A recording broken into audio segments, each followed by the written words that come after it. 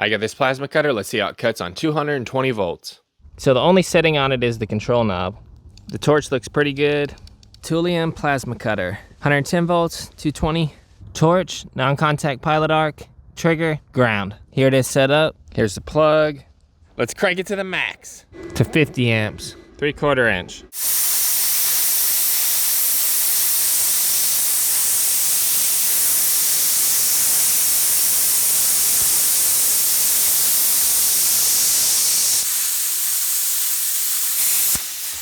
It cut the 3/4 inch, but I had to flip it.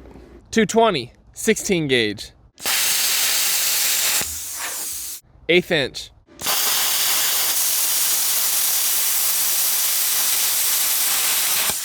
There's the cut.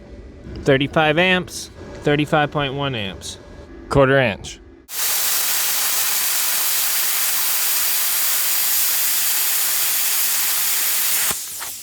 Here's the cut. 3/8.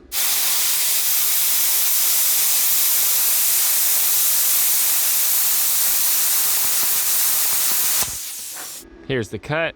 All right, let's see how clean a cuts we can get. 16 gauge. Nice clean cut. Nice and straight. 1/8 inch.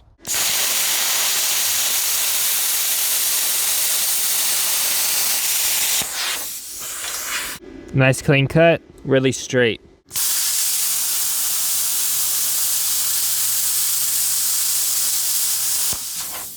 Plunge hole cut. Not bad. When you let go of the trigger, it keeps flowing air to help cool the tip.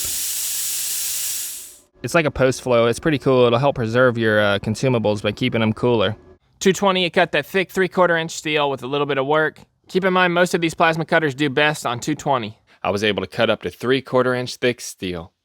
Links in the description if you want to check out this plasma cutter. I'll check y'all on the next one. Later.